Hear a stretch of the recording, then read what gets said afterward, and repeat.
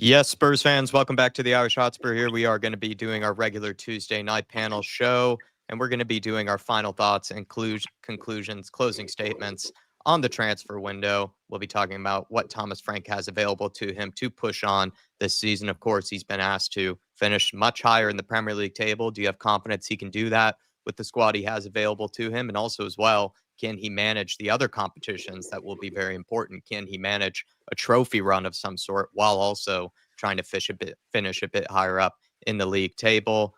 We, of course, finished off the weekend not in the best of ways against Bournemouth, but I think it was something like the last time Spurs had any sort of win before the international break was back in 2022 or something like that. It's absolutely insane. So maybe that can be turned around at some point. And then we also had the end of the transfer window. So Dave did excellently while I was gone to sort of manage all of those at the same time, from deadline day to downfall against Bournemouth.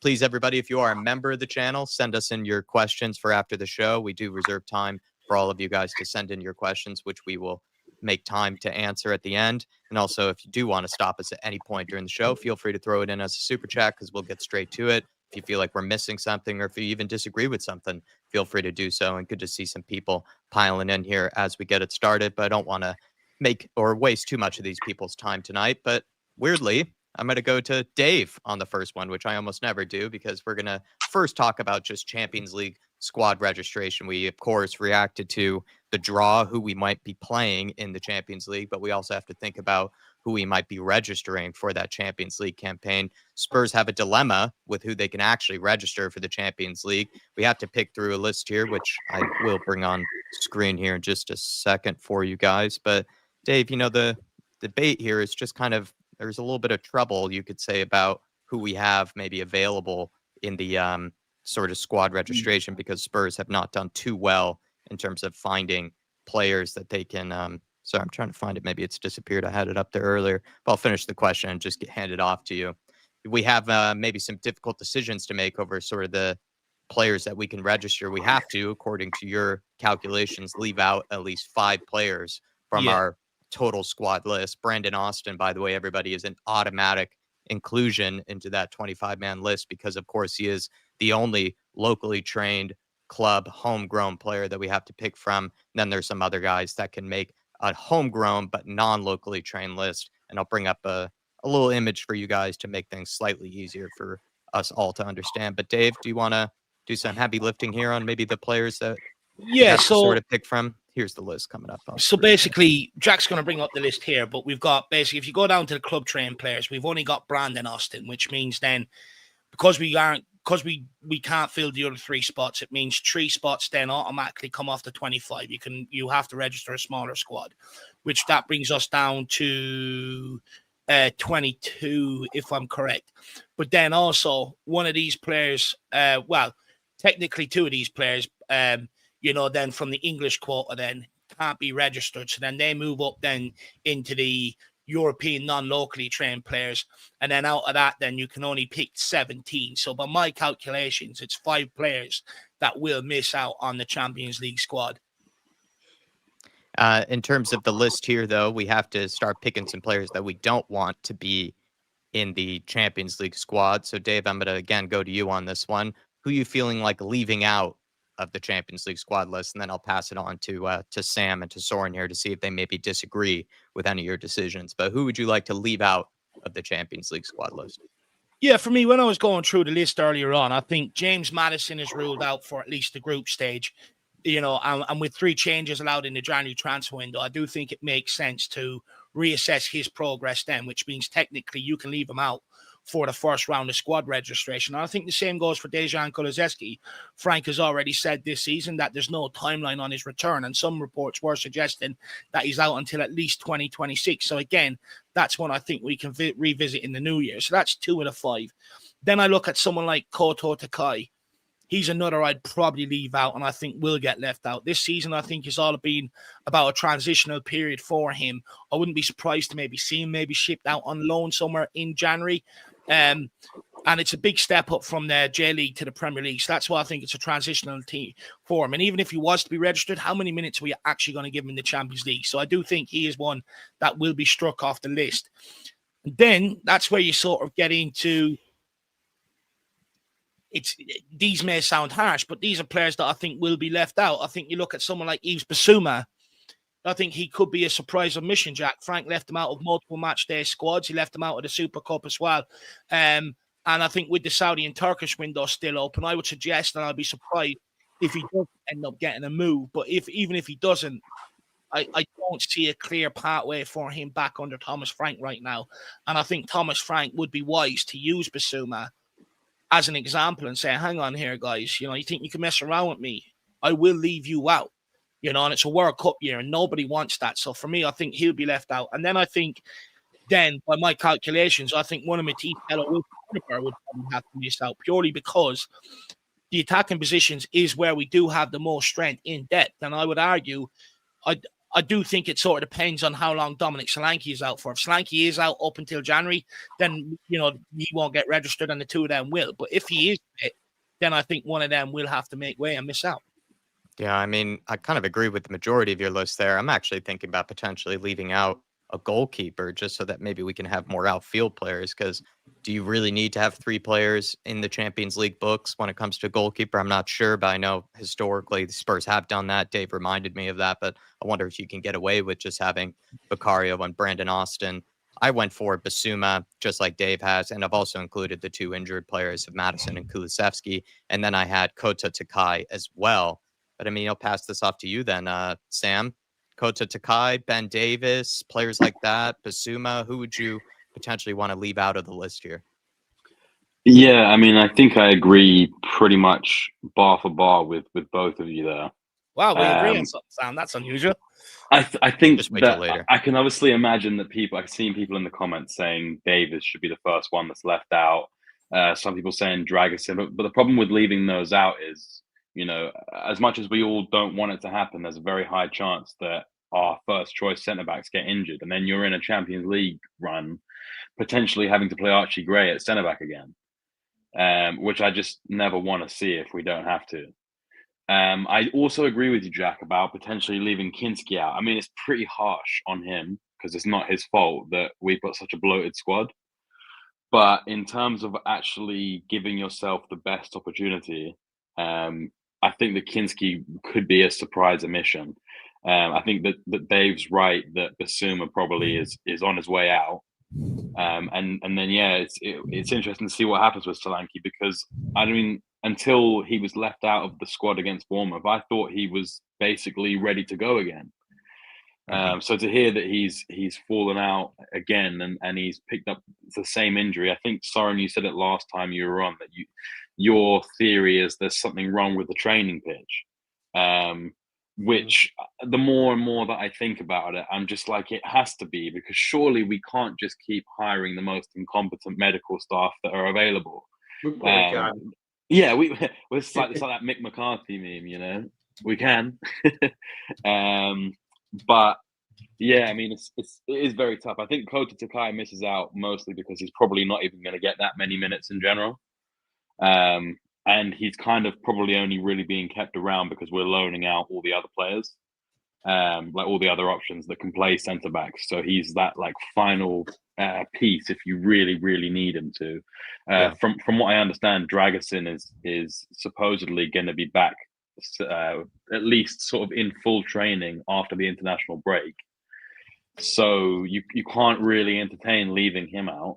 Right. And then you haven't really got any other choices. So I feel like I'm sure Soren will probably agree with us. I feel like those are the only choices you can really make. And if you had to, Kinski would be the one that would drop out. I think just the big debate is kind of between a Kota Takai and a Ben Davis is also one of the players to potentially leave out. I think it's each to their own. There are good reasons to leave out one or the other.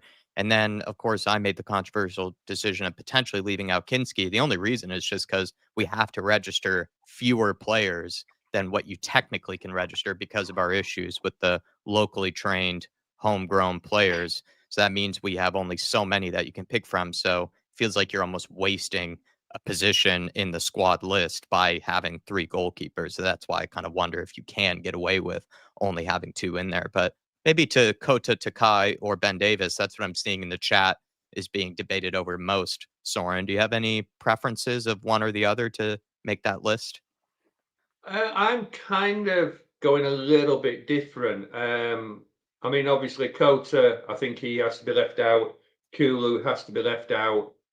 Bissouma, but I'm leaving Dragusin out until he can maybe come back in January. But I think I was doing a bit of research on that today, though, Soren, for this.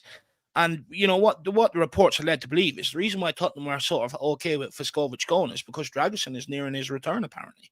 yeah, but the thing is with that, he's been out for quite some time.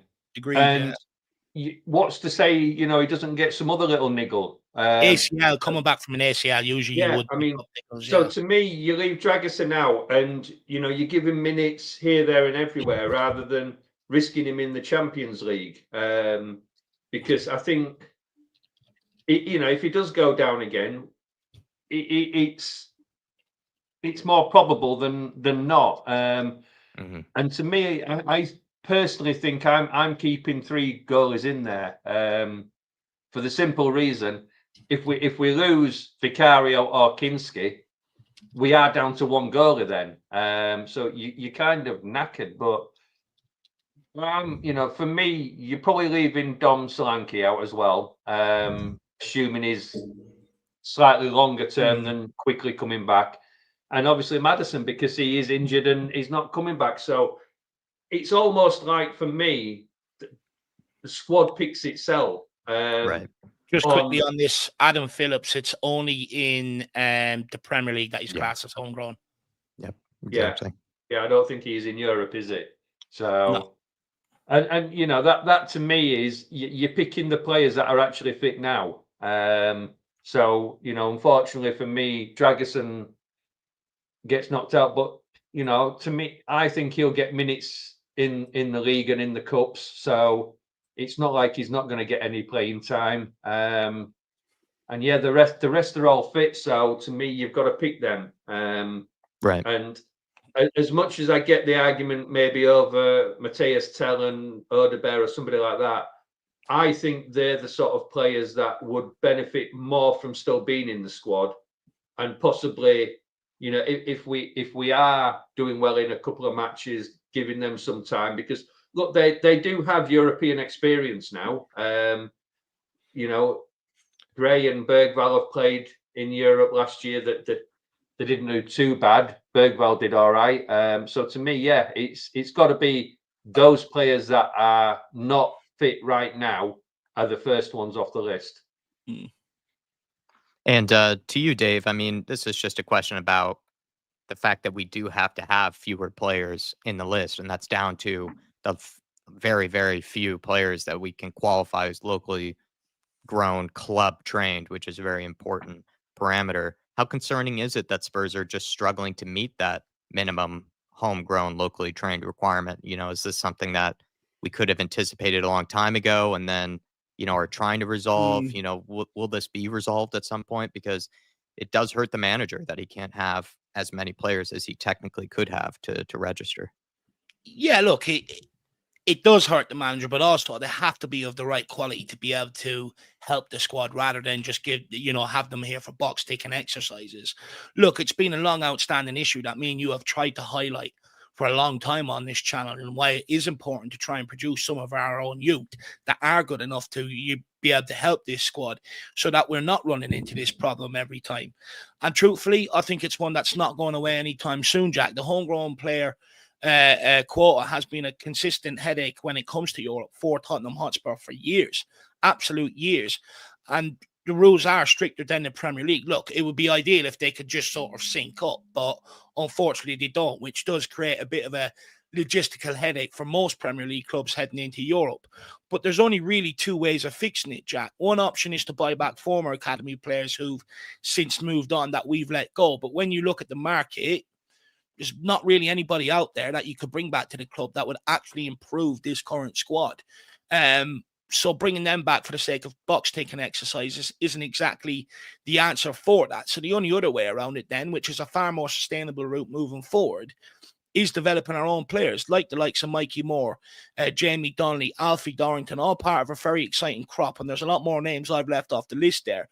And the hope is that at least one or two of these can eventually sort of make the step up to be able to get to a point where they are considered good enough to be able to help the squad. But the reality is, and as harsh as it sounds, they genuinely have to be good enough as well. They can't just be eligible again for a box ticking exercise. If you're going to include them, they have to be able to, contribute to what we're trying to do. But again, their problem is they've actually got the hardest route into the first team, because Spurs are out there trying to snap up some of the best young talents from around Europe, which is only sort of making their pathway even harder, which I don't understand from the club to a certain degree. But they're the only really two ways of fixing it. So the only hope we have right now is that, it's critical that these loan moves pay off at like some Mikey Moore, Donnelly, and that they flourish while out on loan, so that when they do come back, they're in a better position to be able to contribute and stake a place for the squad. And if they do, then that will be a problem that we could have sorted out for years to come. You look at Arsenal, like they've produced a lot of their own.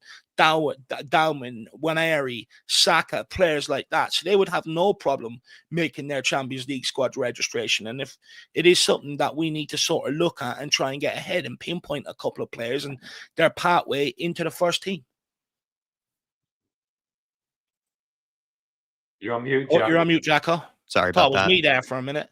Well, I was checking. I thought I was the live only chat one. there. I think Spurs just are clearly trying to give some of these young guys who will eventually qualify as locally trained homegrown players the minutes away from the club, so they can get some minutes into them, and then later hopefully they'll be ready to be registered as locally club trained homegrown while still being able to get minutes, because you just don't want to have to use them as pawns later down the road. You want to hope that they can actually get minutes at the same time in some of these bigger competitions like the Champions League. I think we are going to move on, though, unless anybody else had any extra things to say on this, because we do have some closing statements that we need to get from you guys on the transfer window. I am going to welcome in some people. Of course, I can't welcome in all of you. Before we move on, Jack, I just wanted to go back on Soren's call to drop Dragusin. I understand the reasoning of if you're saying, if people are saying to drop Kinski and keep Dragusin in, I understand the concern about not having the three goalkeepers, but I don't think it matters how good the goalkeeper is if you've got basically a makeshift midfielders playing centre back against like the likes of PSG or the likes of Real Madrid, So I'd be willing to risk, a Vicario injury, obviously touch wood, and having to play Brandon Austin, than potentially having Romero and Van der Ven out and having to play like Danso. Not that I don't think Danso's good, but having to play Danso alongside like an Archie Gray or like a Jed Spence just to shoehorn someone into centre back. I think I'd be more concerned by the prospect of that, which is why I think that keeping Dragusin kind of is important. And as Dave said, and I said earlier, that all the sort of talk from the club seems to imply that they are he is close to coming back to fitness. And I get that, he's going to need time to adjust after an ACL, but the hope would be he's the fourth choice centre back. Well, I think that's why they kept Takai around, though, innit? Just in case. Yeah, of course. Sam, what happens if you've got Austin in goal? What happens if he's sent off? Who goes? You're knackered. You've got no goalie on the bench. But then you throw in a youth team goalkeeper, I guess, or something there. If that has to happen. I think for me, the only real solution is for an Udaber or Matisse Tel to drop out. We've got ample options off the left, ample that can play off the right and stuff like that. So for me, that's where our numbers are most stacked right now. And some of it is stacked with players that don't contribute. Matisse Tel hasn't contributed and his work rate is piss poor. He is in danger of being left out. It doesn't make sense to leave out, Toko Takai. I think it makes sense to leave out because in general, even if he was selected, he's never going to be first choice, second choice, or even third choice for Thomas Frank. He's not going to get minutes. But I do think he's been kept around, train with the first team, develop, get Radu Dragusin back fit, and he'll probably be shipped out on loan in January. It doesn't make sense to not bring a third keeper either. We could sit here and say, how rarely are they used? Let's not forget, we were only in a situation a couple of seasons ago where we went through 4 or 5 goalkeepers in the space of a couple of months because of injuries and stuff like that.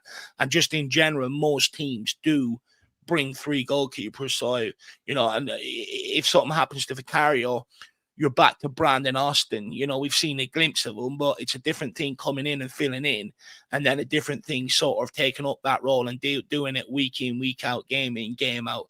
It's a massive sort of different responsibility. So that's why I've just sort of landed on Amethyst, Taylor, and Odegaard, who, let's be honest, don't really contribute at this moment in time either. I mean, the big argument with that is, Dave, what is the point in putting an injured player on the list with the impression that he may or may not play? But this is what I'm saying. I think inside the club, they feel like he is close to a return. But we've seen this so many times. I mean, look how long it took Bentancur to come back from his. It's not just a case of getting them back to actually playing. We're not asking Dragusin to come straight into the lineup. Well, I know you're not, but he may need to. But, you know, I mean, to me, what's the point in having a player there that, I mean, for argument's sake, let's say he starts to train and be fully fit, ready for the team in another month. And then you've got to get him up to speed.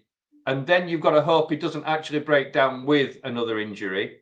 And you're asking, you know, and especially a defender where he's got to turn on them knees. He's got to, you know, it's defense for me. A defender with an ACL is probably one of the worst because it's not the running, it's not the straight lines, it's the twist and the turns that does your knees.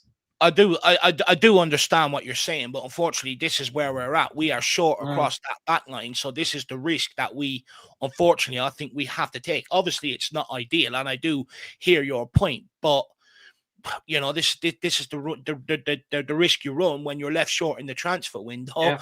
You know, so this is the gamble that I think Thomas Frank has to take. To be honest with you, well, I mean, the thing is with that, you know, if we're worried about, say, we need a defender, and I know it's not an ideal, but you have got Archie Gray in there that could step in for it, you know, half a game, maybe a game. But I don't know. I just feel that for me, it's more of a risk to put him in now.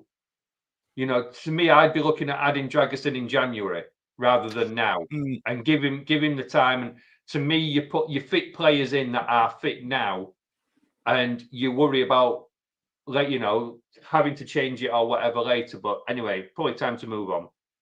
I just wanted to welcome in, though, some people that have joined us. Really appreciate you guys. I'm seeing Alpesh Patel in there nice and early. We'll get to your question at some point in the show, sir. DB as well with a very kind comment as well, saying smash the like button, everybody. These guys give us the unhyped, considered content. So Wilts, the donut bags, let's help from this season get what they deserve. Appreciate you, DB. Matt Bynum is in here. Razzle Dazzle. Wemberley as well. We have, I think, Paul Brown, Eugene, Wolf Mauler. That's a name I haven't said in a long time. Hopefully you're keeping okay. Wolf. Wayne Bonner as well. Good afternoon, everyone. Hope you're all well. Not too bad of a transfer window, better than they have been, but could have done more. Well, we'll get to that on sort of our summary statements about it. And then Shem Tan, as well as Lazy 8 joining us as well. Appreciate you, sir. Thank you for the welcome back. Let's get on to this. Let's start wrapping up this transfer window, shall we? Spurs finished the window by signing Randall Kolomoani on a straight loan, as well as Xavi Simons on a very long-term contract. Are you happy with how Spurs have finished the window? I'll go to you first on this one, Sam. Are you happy with how it finished? Yeah, I mean, there was one thing I didn't really understand about, like, in January last year, people were going apeshit that we didn't sign Kolo Muani, and since we've brought him in, I've seen a lot of people being very underwhelmed, and I don't really understand it because, like, don't get me wrong, I understand that it looks to some people as though it was a panic signing, and look, maybe that's what it was, but there was clearly an interest in there. It's not someone they've just plucked out of thin air. We can say it's a panic signing, Sam, but at the end of the day, and look, everyone knows me, I've been very critical of this board over the course of this window, but the reality is they learned of Dominic Solanke's injury. They had to act. There wasn't a lot left on the market on deadline day. You had either Colin Mwani or Vlahovic. And in fairness, they went and got him in rather than leave Thomas Frank short in that department. Yeah, I have no complaints over the signing. I looked at his stats from last season, and I think statistically from January, he was the most prolific striker in Italy. It was 10 goals and 3 assists in 20 games, I think. I don't know how many of those were I starts. think it was like 22, 23 games, but your goals and assists is correct. Yeah. And so it's like, you know, you need bodies in. And a few weeks ago, I was talking about how I was interested in getting a slightly different profile of striker to one that we've got, one that had pace. And to me, I'm happy with Kolo Muani because he is that line breaker. And if you absolutely had to, you could play him on the left.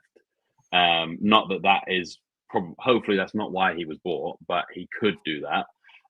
Obviously, I'm very happy with Simons. I think that if I had to give like an overall rating for the window, I think I'm still stuck around 6. I'm really happy with the signings that have been brought in. You know, I think Palhinha, Kudus, Simons, and Kolo Muani, they all come in and hopefully make an instant impact because they were positions or players that we didn't really have anyone who was similar to. But where the window falls short for me is that we didn't sign a centre back or a fullback, even though they said they didn't want to sign a centre back. They didn't want to sign a fullback. To me, I think we still needed a fullback of some sort. We didn't sign a centre back either. I get they can't bring in every option, right? They can't bring in every position that we need, but they were saying that was one of our priority positions. And I know that you know, Akanji ended up going to Inter or wherever he went. But there was options like that on the market that if you really, really needed to, you could go in there and get, you know, a decent or a top centre back like that.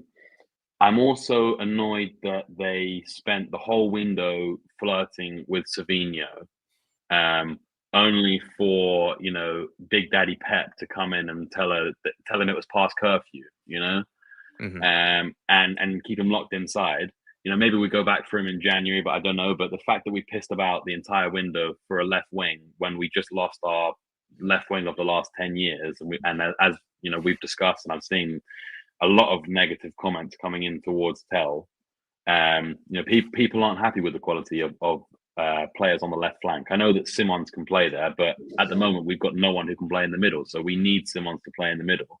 Right. And I just think that the fact that all the business, I know that you can't get business done straight away. And look, it took Liverpool all window to get Isak done. I understand that you know, you're dealing with a lot of moving parts in these deals, but with the, you know, embarrassment aside from the Eze and the Morgan Gibbs White stuff, it's been like nearly 50 days since that Morgan Gibbs White saga started, and we signed Simons last week. You know, and we only signed I know, look, don't get me wrong, I'm very happy with Simons, and I actually think he could be a better signing in the future than Eze. But we only signed him because Chelsea didn't sign him, and let's be honest, we've said it before, Levy can't stop getting lucky with these sort of like things. A lot of in my opinion, a lot of the big players we've had have been down to luck, and hopefully Simons is no different to that.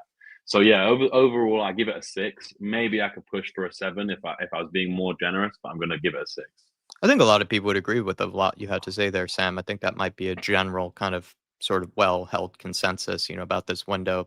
Soren, I don't need you to be a happy clapper for me, but just gonna maybe provide a slightly cynical view on maybe how the window finished. I felt like the Randall Kolo Muani signing.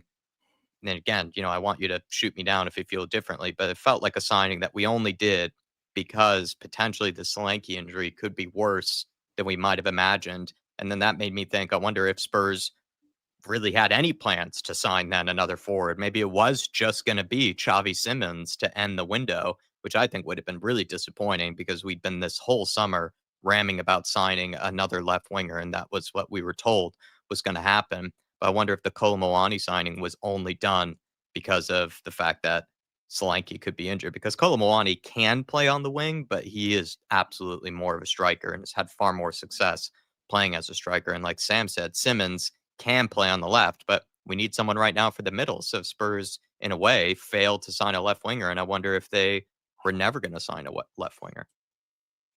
You know what? This whole transfer window, all I've heard is blame Levy, blame Levy, blame Levy, blame Levy. No, Levy doesn't get any credit. No, Levy doesn't get any credit. No, Levy doesn't get any credit.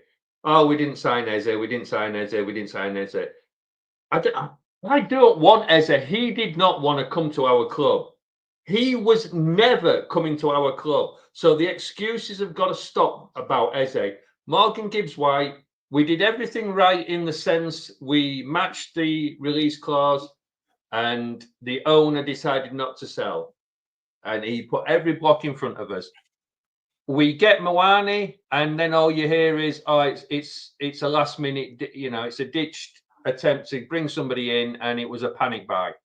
So basically what we're saying is it doesn't matter what Tottenham do, we're going to look for the negative in it all. So are you not cherry picking there? Because let's not forget the weekend where we were linked with Eze.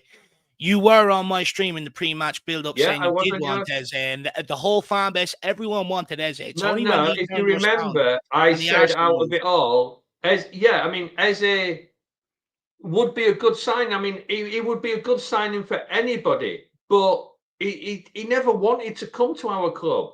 And I don't care what anybody tells me, he played us like a right hipper. He wrapped us up in cotton wool and told us everything we wanted to hear and had absolutely no intention of coming to Tottenham Hotspur.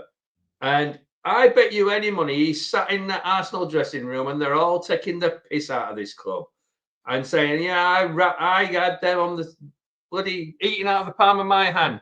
And then we go and sign Moani, who all of a sudden is a panic buy, but we've been chasing him for the last year and a half. Well, how is he a bloody panic buy if we've been looking and chasing him for the last year and a half? We had this last year with Eze. Oh, but we didn't sign him. But everybody thought we were doing. I mean, the deal was done. Exactly the same arguments as this year. Personal terms were done. Fees were agreed, but he didn't want to come. So it's about time.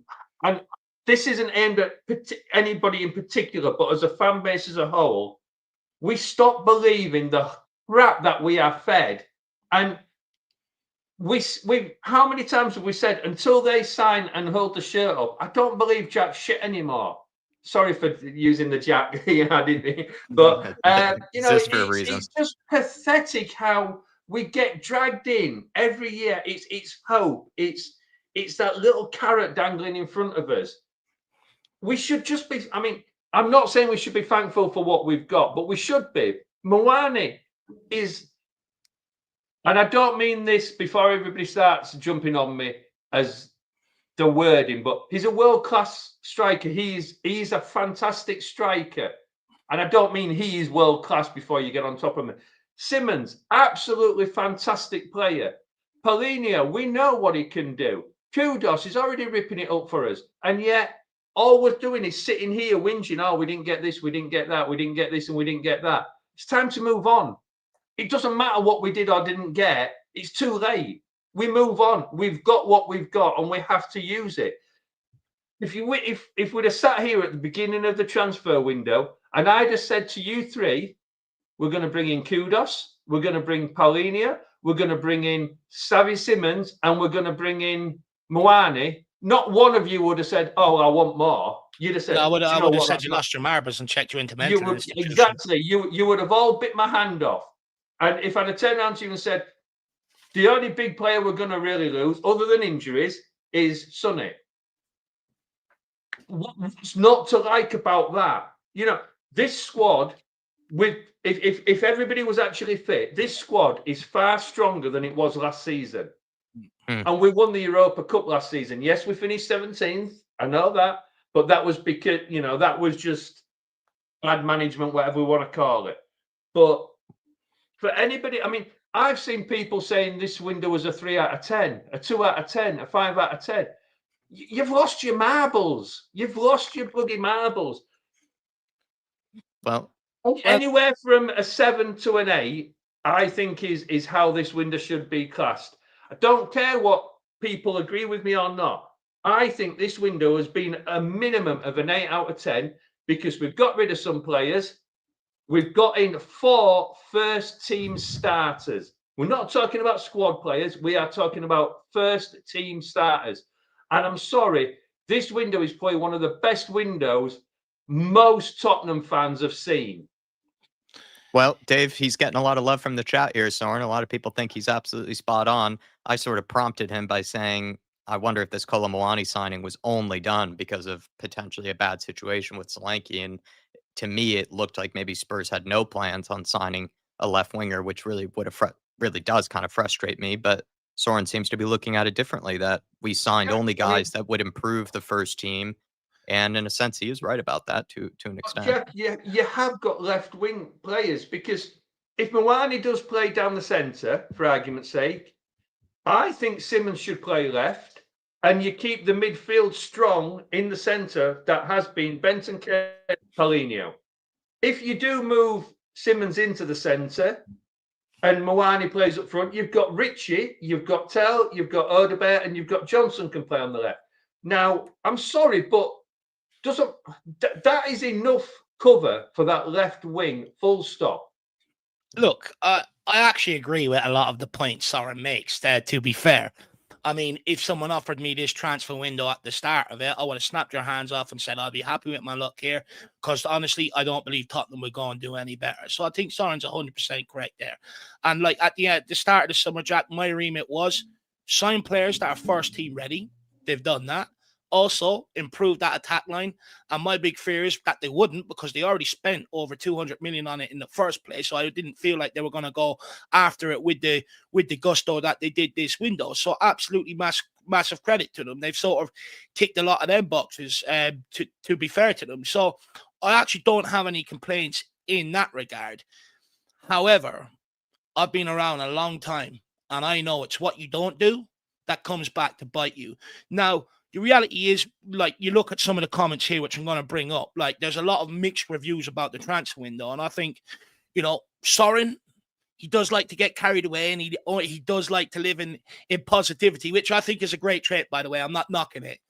But the reality is there has been some negatives to this window. We're going into the season with only 3 fullbacks. It's not a good situation to be in. We're light at centre-back. You would probably argue maybe one body light in midfield and light off the left wing. If we get a couple of injuries, we are more or less back to the same situation where we were last year, depending on some of the same players. And as much heart as they tried to show, the reality is they weren't good enough. So that is a big fear of mine. However, to be realistic, what we didn't do in the last 3 windows under Johan Lang actually probably put us in a position this summer where we had too much holes to fill. That was never going to be realistic to fill them all at once, and that it was going to have to be, right, well, this is the areas that mainly need improving this year to see a substantial difference, and then in other windows we can look at filling out the squad, if you want me to be realistic. However, the embarrassment of having our plans pulled down by Marinakis was embarrassing. Having our plans pulled down by Steve Parish was embarrassing. Now, I get what you're saying, that maybe his heart was set on Arsenal. I think that was his hope. But you can't deny the fact we had a full week run at it, and it took us so long to negotiate the deal. We didn't get it done, and we left the door open for Arsenal to come in. Now, look, fairness to the board.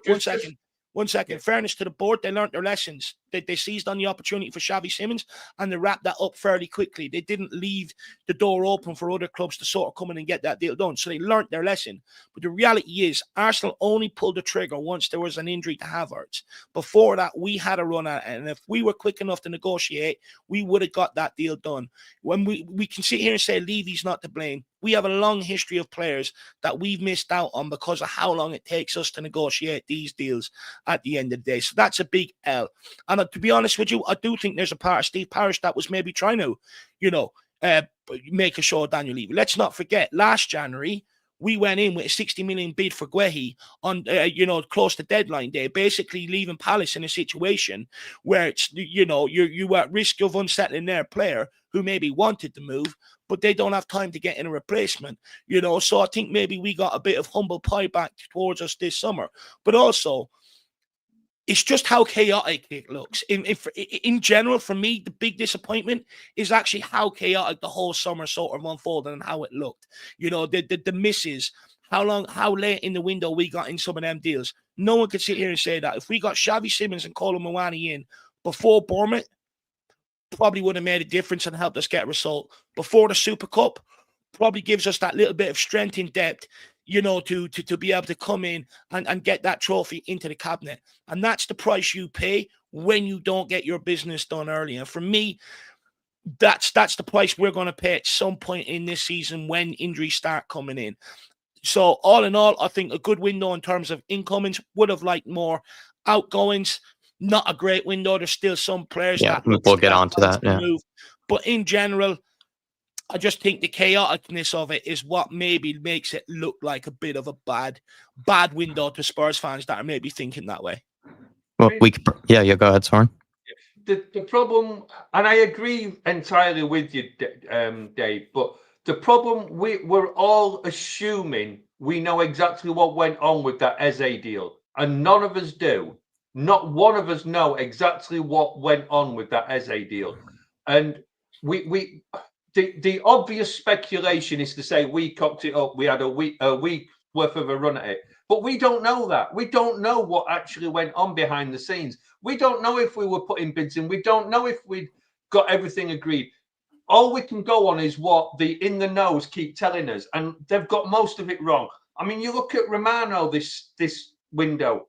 I mean, how muddied has he been? And he's the one person that's been the most reliable. But the argument is that, yes, we popped the window up because we took too long over deals. We should have walked away far quicker than we did.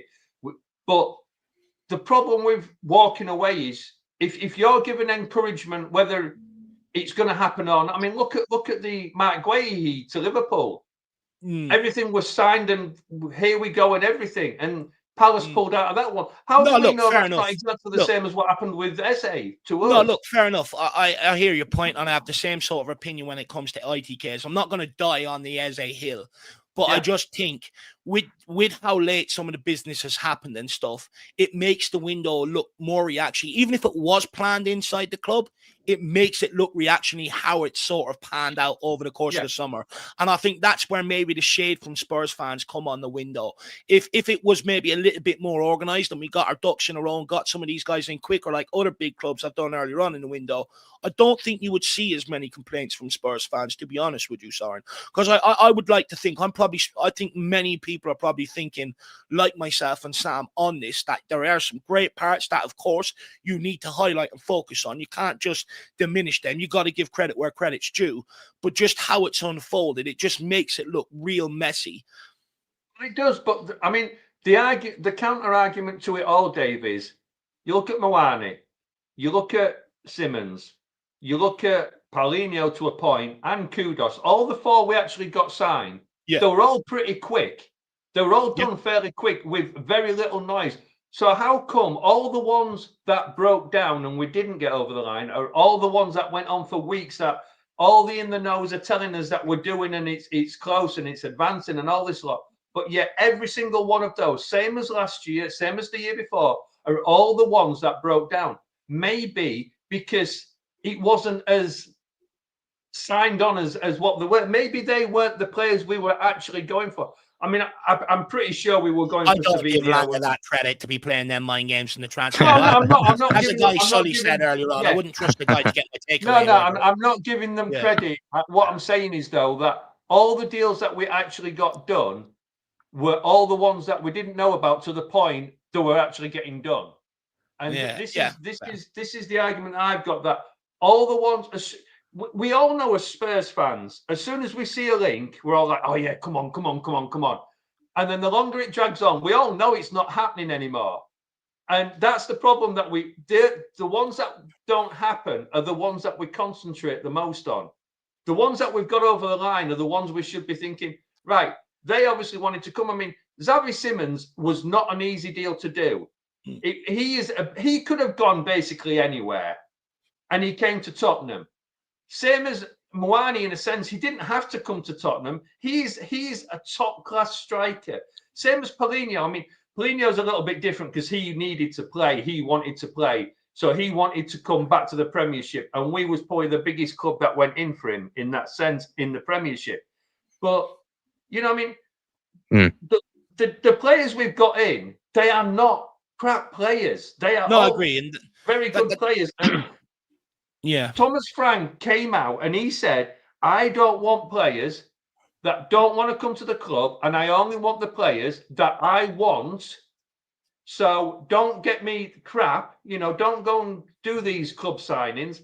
So maybe we should be putting for all the players we didn't get over the line, maybe we should be looking at Thomas Frank as well, saying, well, maybe he wasn't that keen on them. Maybe he didn't want them. But nobody thinks like that. It's all got to be somebody's fault. Well, maybe sometimes it's not always somebody's fault.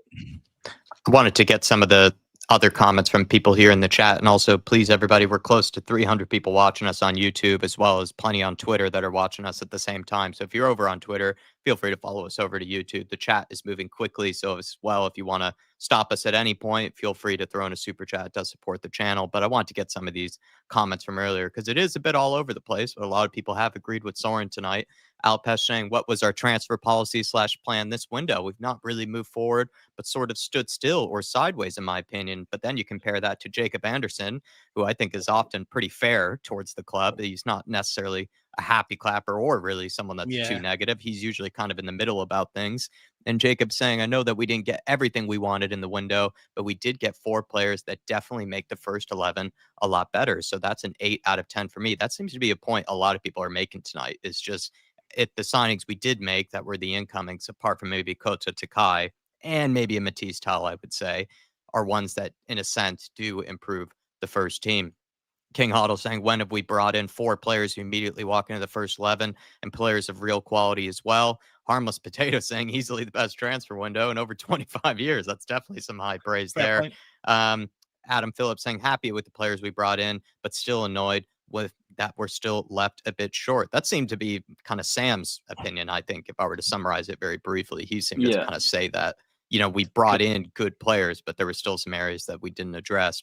And then just wanted to get to Faz Radfar super chat because it was about a little while ago. So appreciate you, Fazzy. Thanks for the support, sir. Saying we should know that City doesn't want to sell to us, perhaps after the Harry Kane saga, as well as, of course, the Kyle Walker one and things like that. And to be honest, it made me a little uncomfortable that we were basically going to be funding a transfer for Rodrigo. Like they were going to pay the same price for Rodrigo that we would have been for Savinho, which to me, for some reason, just didn't really rub me the right way. But Sam, I mean, would you say that one comment from earlier from Adam Phillips saying happy with the players we brought in, but annoyed with the ones that were left out? Yeah, look, I mean, I think for me personally, my window rating is not just taking into account the quality of the players that have been brought in, because as everyone knows, I've been, cheering these players to come in. I was very vocal on wanting Palhinha over like someone like Douglas Luiz, even after people were saying that he wasn't going to be good enough at passing, and maybe after the Bournemouth game, we've seen potential reasons why people were fearful of that. But in terms of the player quality, like I don't disagree. If I was judging it just on player quality, I'd definitely easily be an 8, maybe even more. But yeah, as you say, it's the players that you miss out on. I get what Soren's saying about we don't know what's going on, and that's sort of a mantra that I look at it as well, rather than drive myself insane by going crazy that someone didn't come in. But for me, a lot of things are just words, right? People are saying, "Oh, didn't want Eze to come because he didn't want to come to us." But no one was saying that in the build up to it the week before. No, 100%. But once that information came out, then that's been the narrative. And I'm not knocking that, but if you're applying that logic, then why aren't we applying it to Xavi Simons, who's been twerking for Chelsea for the entire window? Fair point. So people want to pick and choose the kind of things that they are offended by or annoyed by, happy by, whatever. I think ultimately I am happy with the window. I think people are right. It is probably, and I made a tweet the other day, it is probably the best window that I've seen us have. But my concern is, other than the fact that, and I'll say it again, I do think that some of the players we've brought in, it's been more luck than judgment. But I think other than the quality of the players that have been brought in, I'm not really seeing anything different to any other windows that we've had before in terms of the way that we've actually operated. Very scattergun approach, don't really seem to have any real like strategy of what kind of players you're going for. You're just kind of putting feelers out, missing out on players for haggling over 5 million. It's all things we've seen before. And I know you can say like, we don't know the ins and outs of the contracts. We don't know if the player even wanted to come. We don't know what Frank wanted, but we can only go off what we're seeing and what's being reported, right? And when I know that you say you don't trust ITKs, but if it's being reported by multiple sources, then I'm more inclined to believe it. And I feel like that has basically influenced my judgment of the window. I did say 6 at a push 7, so it's not like I'm saying, oh, we've absolutely shit the bed with this window. Like we definitely are. And someone mentioned about Liverpool failing with Mark Gahey earlier, but that's a failure for me. Liverpool fucked around all window. We knew they wanted Mark Gahey. They have 2 fit centre backs at the moment. So that's a failing of them, and I don't think that should mean that our window is better because Liverpool also missed out on Mark Gahey. So a lot of clubs have these blunders, right? Yeah, no, I brought that, Sam. I brought that up just as an example. No, of course, and I get it. But just because other clubs, I'm sure because I feel like people were agreeing with that, and I do agree with it is obviously it does put things into perspective, but just because other clubs do something like growing up, my parents would always say to me, the cliff thing. If your friends all jumped off a cliff, would you do it? It's you need to focus on yourself. Yeah. We're trying to be a better club. We're trying to get back up to the upper echelons of the Premier League, and to go into the window, as I said, operating 85%. The same way that we basically have since I've been following, to me, isn't necessarily an improvement, especially when you finally win a piece of silverware that we've been waiting for, and I've been waiting for it my whole life, basically. So yeah, I'm still sticking with it as a 6, basically. I just want to throw a spanner in the works, and it's not a debate I want to get into. I just want people at home to respond to me in the comments. But people say it's the best window we've had in 25 years. How much of that should people be grateful to Ange for delivering the Europa League? And that's maybe why these caliber players are more open to coming to us. Not a debate I want to get into, but maybe something that people can respond to me in the comments. I think more I'm just being a shithouse at this moment in time. Already moving pretty quickly, so yeah, you might also, get moving. I just wanted to say, I don't want to go too far down the route of saying, oh, the board have changed their ways. Under Ange Postecoglou, we had a similar first transfer window for Cario, Madison, Van de Ven. Yes, this one is of maybe players of a little bit of a higher quality. But for me, before I go down the route of saying they've changed their ways, I want to see them back it up in January and again the next summer. And if they do that, then I can sincerely sit here and say, right, this is the market we're in. But I would also say, the board have set the tone now moving forward. This is the sort of caliber, this is the bare minimum of caliber of players that we should be bringing into this football club now moving forward. They have set the precedent, and hopefully they follow up. But Sam's analogy of, if your friend jumped off a cliff, would you, is absolutely spot on. I always hear when it comes to transfer windows, and I'm not having a go at Soren here. I don't want anyone to think it is, but I listen to so many other channels, different Premier League channels and stuff like that, and they all try and be nuanced and go, well, look at this club and that club. The reality is I couldn't give a shit what they don't do. In fact, if they don't do stuff and we haven't done extra, then it's just a missed opportunity. I care about what Tottenham do, and that's my focus. Anyway, I think we've I think we have. Yeah. Just 2 really quick points just to finish off from me. One, I don't think this window's the problem, and I'm not sure if Dave mentioned it earlier or if it was somebody in the chat, but the problem was the last couple of windows that have made us look poor. This window, we've got 4 quality players in. It wasn't enough because of previous windows that have probably been the bigger failure. And 2, Dave, if you're going to get me like that, I'm not playing anymore. Don't invite me back on anymore. I'm not. Like I said, I'm not having a go at you. Like I said, I'm not having a go at you. I hear it a lot. What's that long-haired Chelsea goon? He always tries to be nuanced with it and what clubs or other clubs are. At the end of the day, all I care about is my club. You know what I mean? And what we do and what we don't do. If other clubs don't do that, and that's a missed opportunity on our behalf not to steal the extra march, in my opinion. I'm glad the And transfer window's obviously, open. Same Yeah, here. go ahead, Soren. I can sleep easy. the last thing I was going to say as part two is I'm glad that Dave's now calling for Ange to come back. Leave it at that. Bye. Not what I'm doing. I'm just saying. No, You know, that's what we heard. I'm but just that's glad what the will be clipped transfer. anyway. I'm just glad the transfer window's over because we were probably linked to some French player named Nuance or something like that over the course of the Probably, summer yeah. window. Just one that also maybe we'll throw a bit of a spanner into the works just to make things even more chaotic in the chat. Which signing are you most excited about, and which one are you most worried about? Which one do you think could be a potential flop? I'm actually going to go to you first on this one, Dave. Yeah, look, for me, I think the one that I'm most excited about. See, it's hard to be excited about Kudus and Paulinia now because I've already seen them in Yeah, you action, got and a they've already sort of ticked my flavor boxes of what I wanted, right?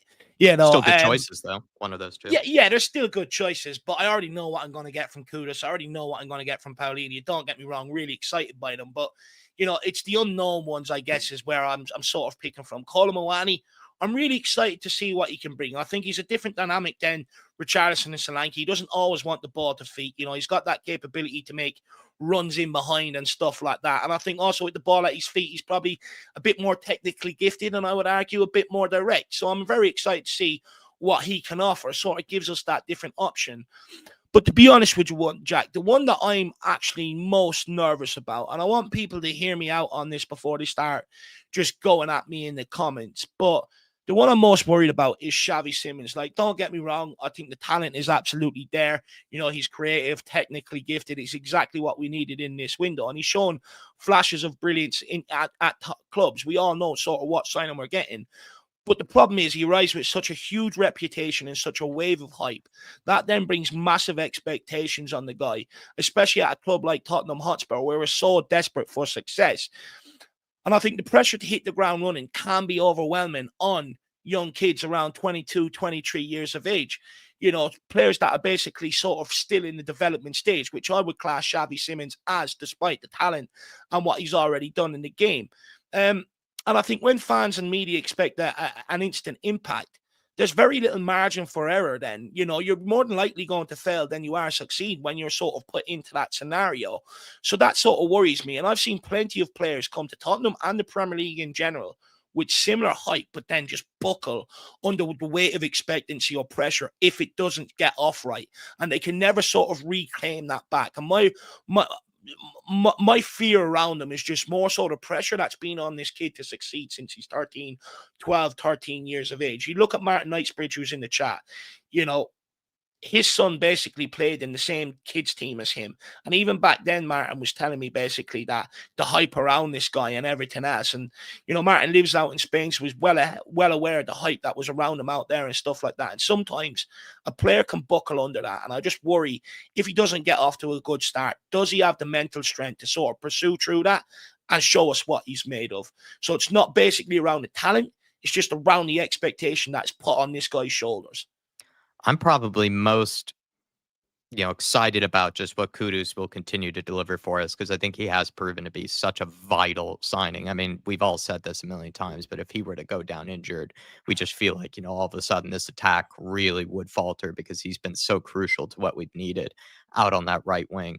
And the signing I'm probably most worried about, I hate to do this because I've kind of gone on him a few times, but it's Matisse Tell. I continue to question what was the point of that signing because we already had someone like Wilson Odebear there. We'd moved Johnson over to the left side. We brought in Randall Kolomoani to play up front. I just wonder, where does Matisse Tell actually play at this stage? And in a way, you could say he kind of has been blocking up the pathway of potentially other guys like, I don't know, Mikey Moore to come through and maybe some other ones that are kind of coming through the academy at the minute. I just question, where will Matisse Tell play consistently in this team? Yeah. Will it be on the left? Will it be up front? I can't really see a pathway for him for either because we have Solanke, Richarlison, and Kolomoani up top. I don't see Tell getting too many minutes up there. And then on the left wing, he's got Johnson, Odebear, potentially Xavi Simons, and, as well as I think one other player might be missing as well that can play there. So I'm just really questioning for the amount of money that we spent on Matisse Tell. I just don't really see what the point was, to bring him in. And he hasn't in any way shown anything this season or in the time that he was with us really last season, except for maybe one game or two where, we don't exactly even know what he even brings to the table yet. Do you know what? On that point, Jack, to be honest, I didn't even consider Matisse Tell because I just consider him as a signing from last Right, January. right. You know, rather Whereas than the money that Danzo was spent. an automatic signing. Matisse But Tell, also, to technically, your we didn't point, need no to sign him. one talks about the transfer fee involved in Matisse Tell because it's just sort of money we knocked off the Harry Kane deal.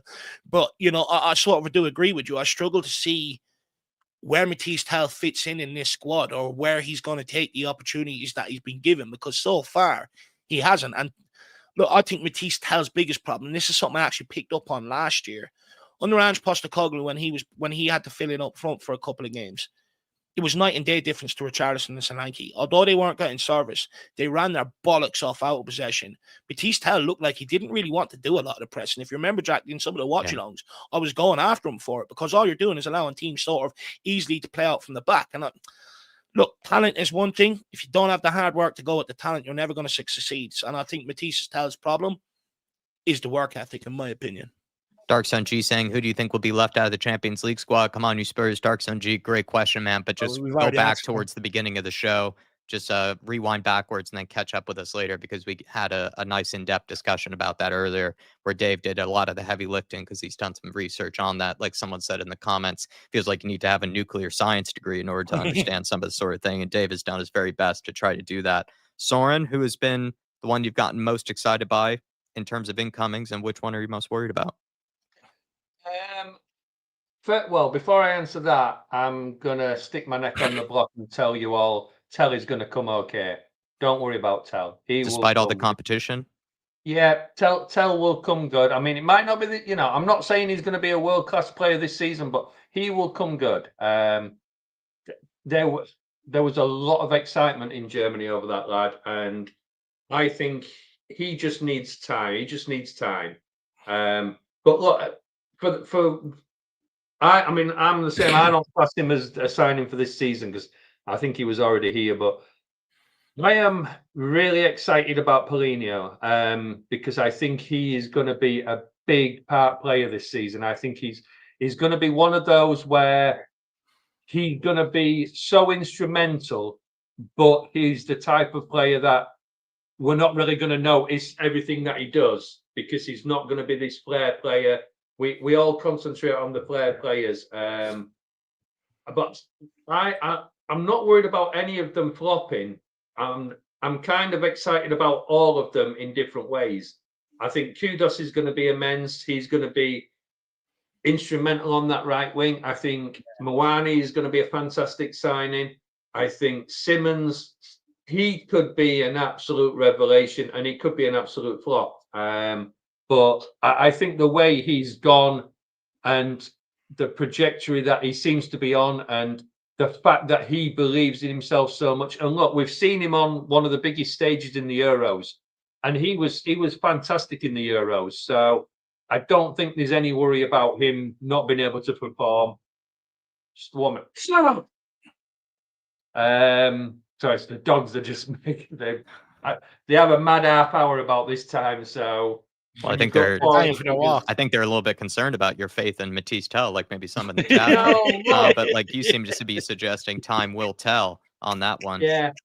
Well, I just think with Tell that he's one of these players that he's got, he's a young French lad that's sort of been around and he's come from Bayern where he was struggling to get into the first team for obvious reasons.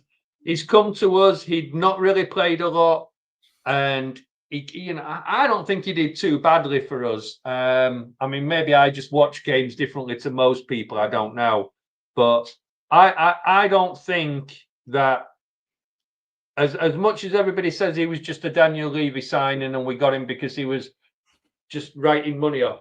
Thomas Frank would have had to have wanted him as well, because I don't think it was an obligation, was it? It was an option to buy. So I think Thomas Frank will get something out of him, and I think he'll be a decent player for us. I think he'll be okay, and he gives us something a little bit different. But look, the 4 players that we've signed, there isn't a downside to any of them. I think that the 2 players, if anything, that we've signed over the last year or so is the South Korean lad and Takai.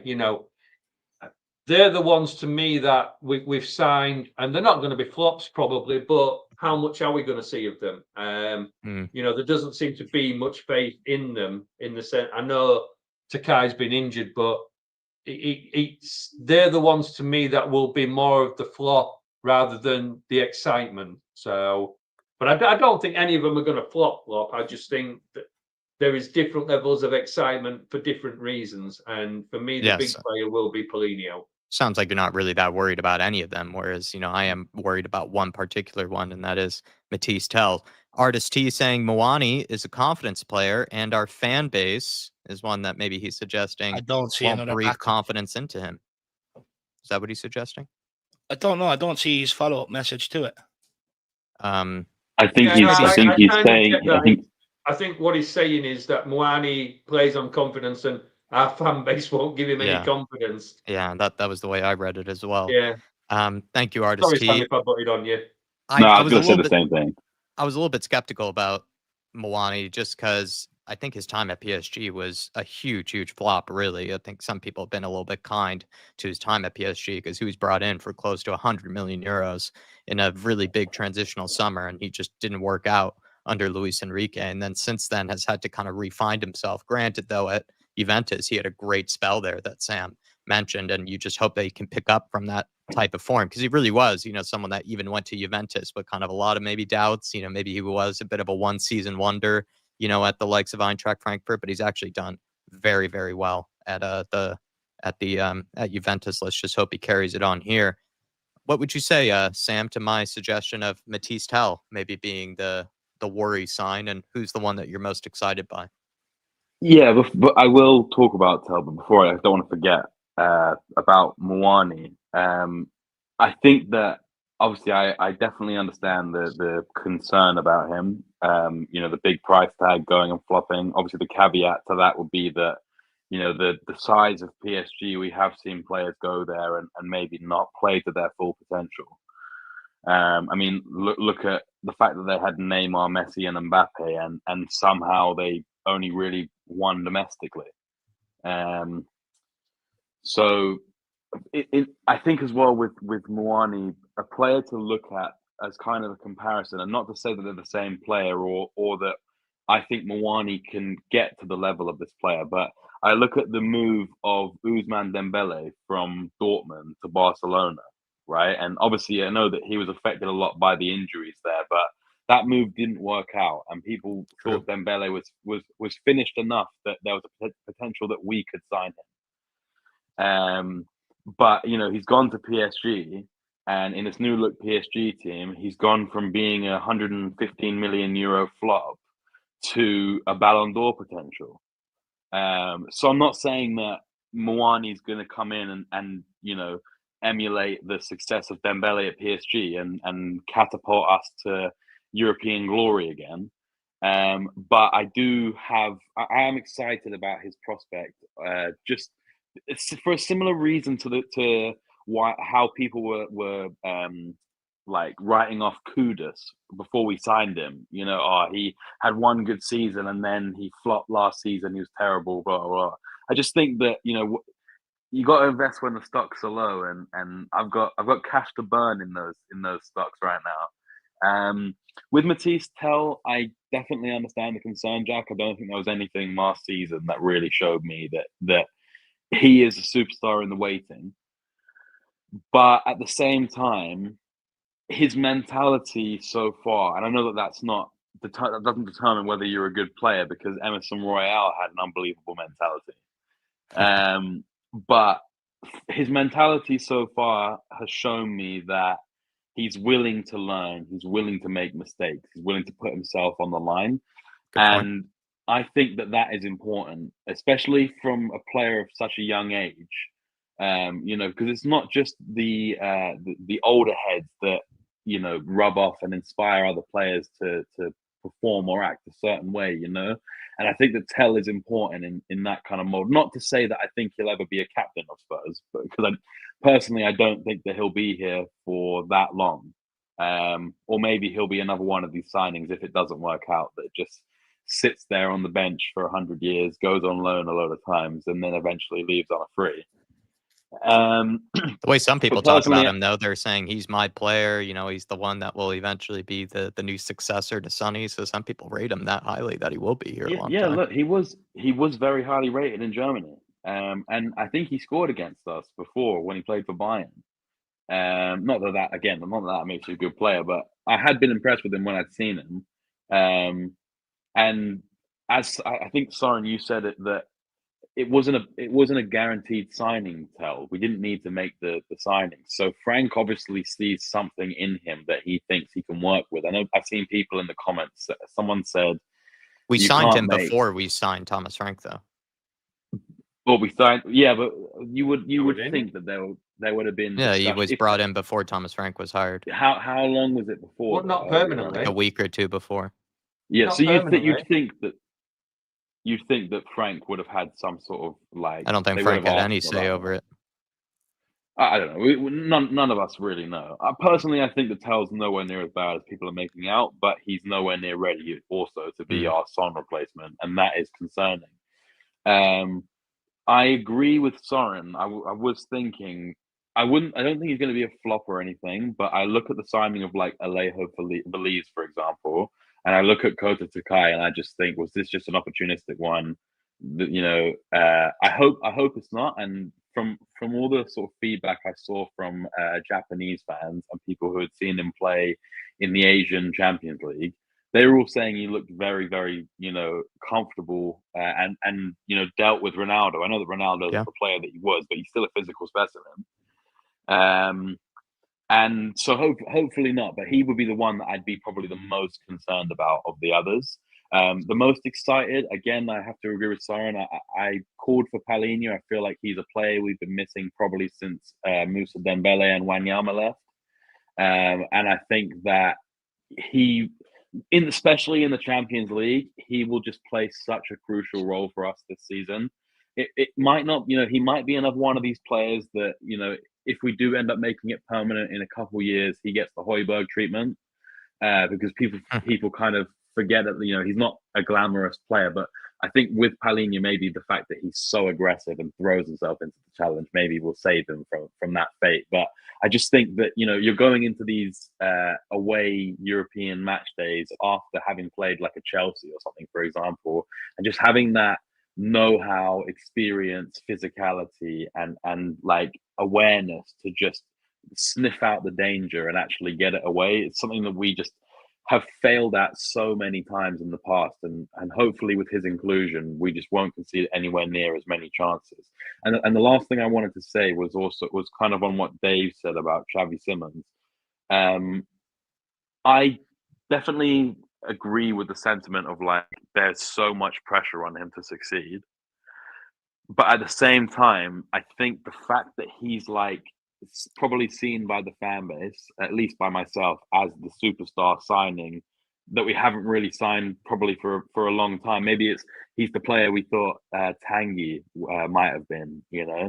I think the as long as he has the right attitude, I think the fans will just be, at least for the first season, just be sort of guided by hype that they'll just support him no matter what.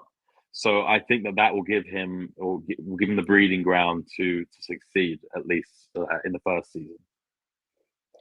I think we'll take this from Dark Sun G here, and then we have one more important question to ask you guys about what Thomas Frank has available to him here. Dark Sun G saying, I was surprised we sold Brian Hill and loaned out Solomon on the deadline. From January, the Don only has to focus on incomings now, which only helps us massively on upgrading. Do technically, have Basuma still on the books, Dark Sun G? But I do see what you mean. Since the Steve Hitchen era, which has taken forever to sort out and get rid of a lot of deadwood, a lot of it has been, in a way, kind of ridded out. And actually, one of the things I still, to a degree, thank Postacoglu to this day for is he definitely got rid of a lot of the guys that Dave and I had been complaining about for a long time at the club. So it's not nearly as bad as what it was before. But Dave, you just want to take this one from Dark Sun G, and then we'll go to the last question here. You're on mute. I think you're on mute there, Dave. Yeah, I was going to say we cleared a lot of deadwood out, but we filled it then with a lot of youngsters. And, you look at we're already going to have to leave 5 players out of the Champions League squad. So when Paratici comes in here in January, any additions he makes, you will have to start looking at and deciding what you want to do with the likes of Matisse Tell, Odegaard, Archie Gray, players like that who are on the periphery. You are going to have to maybe look for low moves or decide whether you're going to cash in on them. You can't. We've got a squad of I think 27 players as is. You look at the problems we're in the Champions League. Players aren't going to sign on the dotted line thinking they're going to want to know if they're in that Champions League squad or not. That's why they're signing on the dotted line at Tottenham Hotspur. The why Xavi Simons has come, Cole Mawani has come, because we can offer them Champions League football. So they're going to want them assurances when they're signing for this football club. So make no mistake about it, because we cleared out a lot of deadwood and filled it with a lot of youngsters, there are decisions looming once we sign more players in January and the summer. And the final question that we have for you guys this evening is on Thomas Frank and what he has available to him in terms of squad depth, but also the quality of players that he has in the squad to be able to compete in all competitions, but also finish much higher in the Premier League, because that was the whole reason I think he was brought in the first place, was to try to manage multiple competitions while still being able to finish relatively higher in the Premier League, because I think that was the whole reason that Ange Postecoglou was sacked, is that he didn't find a way to balance those things. And Thomas Frank, I think, has been brought in for that reason. So what do we think? Top 6, top 4? That's probably what Spurs are expecting of the guy, right? That's where I think he is going to be judged, is kind of how he does in the Premier League. So does he have enough to finish high up in the Premier League, somewhere around the top 4? Soren, what do you think? Oh, Soren's camera's off. Let Sam go. Oh, sorry, I wasn't looking. I think in terms of squad depth, the fact that we've kind of only really got rid of Son, who people would argue wasn't really offering much anyway, although I would argue 24 goal contributions is quite a lot. But in terms of that, we've brought in four players with Kudus, Simmons, Palhinha, and Mawani. We've brought in 4 players of first team quality that do improve our starting squad, which is something that I've been crying out for quite a lot of windows.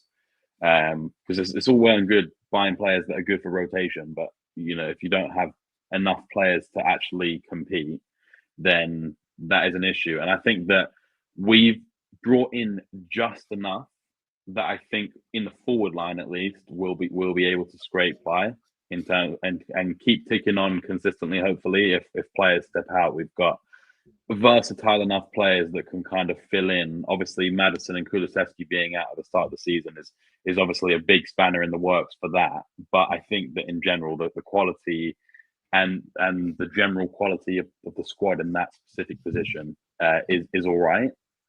I'm concerned that obviously the injuries mean that we do only have that 110. I think our midfield's pretty stacked. There's a lot of players that are similar, but there are a lot of players who are comfortable playing, and I'd be all right seeing in there. I'm concerned about the fullbacks for Frank. I don't think there's enough cover there, especially with Destiny's recent injury record. I think that's concerning. I think for Frank in general, he's been given a slightly better hand than more recent managers, mainly to do with the quality. And obviously with Romero signing on, I think that's huge for him. But I understood, whilst I didn't agree with the crash out, I did understand the sentiment when we lost the 2-0 lead in the Super Cup. I could understand why people were sort of really concerned about that. But I think that Frank is the kind of manager that is a really important loss for him in his trajectory. Because if that hadn't happened, maybe you come in with a false sense of security and there's not quite as much that you need to do. But, aside from bringing players in and getting players to learn your thing, you actually need to shift the mentality of the players to not give up a 2-0 lead in that moment. And I think that I'm really excited by the coaching staff, because all of these promotional videos that I'm seeing, you see all of them getting involved, and you see them all on the touchline as well. I've heard people say that Frank's voice is not the only voice the players hear while they're on the pitch. He's encouraging other coaching staff to come up and tell, maybe it's the goalkeeping staff telling Vicario where to go from the corner, or it's, the midfield staff, whoever it is. And I think that he's in a much better position behind him than Ange ever was. And if he's half the manager that Ange is, then I think that there's things to look forward to in our future. Okay. I think there's some good things Sam says there. I think, to Sam's point, I think Thomas Frank does have the best squad to work with since Pochettino, I would argue. I think, which brings more expectations. Also, if he doesn't suffer the same amount of injuries at one time that Ange suffered, I think will go a long way to helping Thomas Frank. But to be honest with you, when I look at that squad, I think the same shit's going to happen that we're used to seeing happening at Tottenham Hotspur. And what I mean by that is, people went after Ange last year for, he prioritised the Europa League. You can't do that. The reality is he prioritised the Europa League in terms of team selection, but he still put out 11 players on the pitch to try and get results in the Premier League and other competitions where they failed. Thomas Frank is going to be in the exact same situation. He is going to prioritise the Premier League and probably Champions League as well, with the draw that we're after being given, which means he's going to make rotations for the cup competitions. Now, are them players going to be good enough to get us results and carry us to the quarters or the semi-finals in that competition? I'm not so sure, and I think that's where Thomas Frank will be let down. But what I don't want to see is what happened under Ange Postecoglou. I don't want to see people turn on him, and people can sit here and say they won't.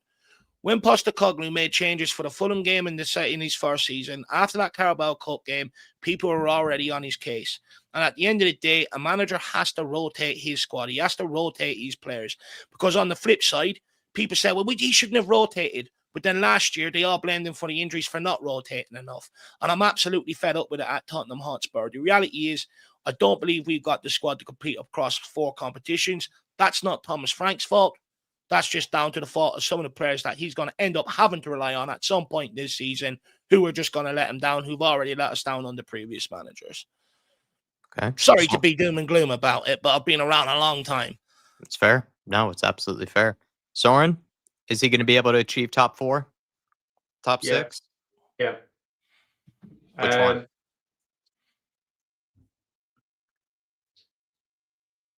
I said on the last stream we all did, 4th stroke 5th. And where I think, this is what I said the other night, that we will prioritise top 5 finish, Champions League, and then the domestic cups in that order. And for the simple reason, we haven't probably got the squad to compete straight away for all 4. Now, if we're suddenly in a quarter-final or whatever of League Cup stroke FA Cup, then priorities will change. We know that. But and I'm going to be real quick on this one. I think the thing about playing Fulham in Ange's first season, I think that is a terrible analogy to bring up, for the simple reason, I don't think people were pissed off with the rotation. I think people were pissed off with changing 10 out of 11 players to the kids, not the fact that we rotated some players. And he didn't put out kids. He put out Højbjerg that night. He put out Ben Davies that night. He put out Davinson Sanchez that night. He put out Fraser Forrester that night. Put out Richarlison that night. He didn't put out kids. Yeah, but it was a team that wasn't his. It was 10 changes to. And Frank's going to end up having to do the same at some point. You can't expect the same. But you don't need to change 10. Yeah, but Dave, we went through all this at the time. You don't need to change 10 players. If it had changed 4 or 5. I don't think anybody would have had a problem, and then bring the other 4 or 5 on in the second half or whatever. But the problem is you got going into these games, though. Grimsby Town made like 10 changes versus Man United. It's just a thing you kind of do in these league cup games. Managers don't want to run the risk of injuries, because I can guarantee you, Soren, If he put out a Paulinia, a Bentancur, a Romero van de Ven, a Spencer or a Porro, and any of them got injured, the fans would be the first ones to turn around and say, what are you doing putting them out there in a cup game like this and risking them when we've got bigger games ahead? Let's not pretend that's not going to be what people are going to do. We were only playing one game. We were only playing one game a week. Look, we can't make that excuse. Jurgen Klopp put out a whole lot of kids, went and won that competition that year, and he used the kids to get there. So you can't make changes and go and do it. It's just his the quality kids of were your maybe players. better than ours. But the point I'm making, Dave, is so what? Their 17, 18-year-old kids are better than ours, better than some of our senior players. But then that's not the manager's fault. Then that's Tottenham Hotspur's fault. I'm not saying, I'm not saying it was the manager. But what we're saying is though that there's a difference between if you're playing 3 or 4 games, or you're in 4 competitions and you're playing 2 games a week, and you're in the middle of a big fixture list, you change your team, and I get that. But we were playing 1 game a week. We weren't in a busy period. There was no need to change all 10 players, and that to change 5 maybe, but he changed the whole team, the back line, everything. No manager, every manager is doing that going into these cup competitions. Yeah, and every manager, when they do it, gets slated if they lose. And every manager gets slated if they lose. So to say that that the fans don't have the right to have an argument against it. Now, going further on, if you're playing twice a week and you've got a big fixture list, then yeah, it's a different argument because you do need to rotate. And I get that, but at that stage of the competition, it was the first round. We were playing 1 game a week. There was no need to change the whole squad. But anyway, that's in the past, so it makes a difference now. Has he got enough to finish top 4? Yes. Have he got enough to finish top 4, semi-final, final of both domestic cups and semi-final, say, of the Champions League? No, we haven't. We're nowhere near that. But like I said the other night, to me, there is a priority list that's probably in place right now. Priority is as high a finish in the league as you possibly can, go as far in the Champions League as we can, and have a good run in both competitions. But if I would argue, and I would bet Thomas Frank will do the same, that if it's a difference between coming good in the league and going for another cup run, the cup runs will be the least prioritised this year. And that's where, again, we could see that. But fans don't tolerate managers prioritising. No, I agree with you there, Dave. And I'm about to say, which is totally going to contradict what I've just been arguing about, that the 2 domestic competitions, we probably will see a lot of rotation in those because they are as high a priority. Whereas last season and the season before, they probably were more of a priority because we hadn't won a cup for so many years. And the cups were more priority in a sense than the league. Whereas this season, finishing 17th last year, you've got to prioritise the league again. And that's the unfortunate I won't part. Tolerate prioritising. We sacked the manager for prioritising. I won't tolerate it. You got to go for all 4, no excuses. We're sat here arguing. We haven't got a deep enough squad to go for. Hang on, he's got the best squad that's been available to him since Pochettino. If Ange can win a Europa League with all the injuries and such a shit squad he had last season, there's no excuse for Thomas Frank to not kick on with this squad. I'm sorry. But Dave, can you not prioritise the league? Can you not also prioritise the league? No, because you're being hypocrites. We sacked the manager for prioritising one competition on another. You two down below me were moaning last year and in group chats saying he was prioritising competitions over another and it was wrong. Now all of a sudden you're sitting here arguing I didn't. Or it's right. Let me know, and then I'm not sure. I'm not sure Soren was, but yeah. I did not moan at the prioritising. I'm not arguing, Dave, about that. Because. Well, I just want to know if it's wrong or right, and then I can actually debate. Because what I'm not going to do is sit here with the flip-flop arguments on it. But my argument isn't really about that. It's about Frank, and I'm asking: can you not deprioritize? Sorry, can you not prioritize the league whilst also not neglecting all the other competitions? Because that's what it felt like. At least towards the very end, like towards the end of the season, from January onwards, like when you're going in. Feel it felt like. But that's what I said. That's what it felt. That's what it felt like. I can Right. only talk So on that myself. may not be reality, though, lad. The reality Yeah, is but I'm still picking an 11 out there for the Premier League games. It's not like he went out there and told them not to try a leg and lose these games on purpose.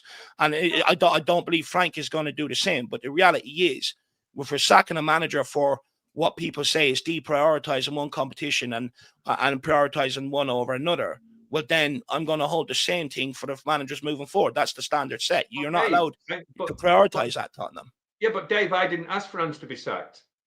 I was one that was saying he should be kept on, if you remember. But look, all I'm saying is at the beginning of the season, right now, there will be a priority list. And I guarantee you, Daniel Levy and the board will have said to Thomas Frank, we need to finish as high as possible in the league. That is the priority this season. And then it will be the most important, obviously financially, is then the Champions League. But Daniel Levy and the club and Thomas Frank and the players will all want to get into the Champions League again next season. They won't want Conference League. They won't want no Europe. They will want Champions League. And that's what it's about when we're saying finish fourth, it's not just the fourth position, it's the Champions League. And it's the season after and the season after. And then the thing is with the cups, if you get through the first round of Carabao Cup and then you get through the next one, all of a sudden your priorities then change. And that's the point I'm making, that at the moment the priority will be League, Champions League, domestic cups. That could change very quickly if all of a sudden we're getting to a quarter-final, semi-final. You'll see a change. But if we go up, I mean, we're probably hopefully going to win against Donny Rovers. And then the next game we get Man City or Liverpool, for argument's sake, and they field a strong team. I'm not saying we won't want to win that, but all of a sudden it will probably become a less important. But that was my whole point in the first place, though, Soren, that he may pick a certain 11 for a cup competition. That's not him deprioritizing it, but fans say they end up deprioritizing. And that was my whole point in the first place. Yeah, but it's not what I'm saying to deprioritizing, you, it's resting players for bigger schedules ahead and everything else. But my whole point was, but you won't see that. But you won't see that big change in the Premiership, will you? You're not. If we're playing Donny Rovers, say next Wednesday, and we were playing this Saturday, you're not going to see us resting those first 11 this Saturday because that's the priority. You'll see the resting of players against Donny Rovers.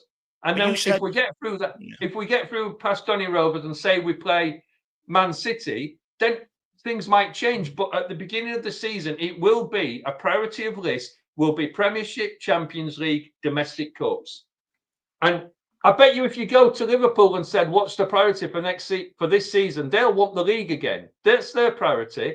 Then they'll want Champions League, and then they'll want a domestic cup. But they're not going to say we want to win. I mean, they do want to win all four, but there will be a priority as to what they want. There's a natural pecking order of everything. And unfortunately for us, top four and Champions League, which brings in revenue and money, are the most important things to this club.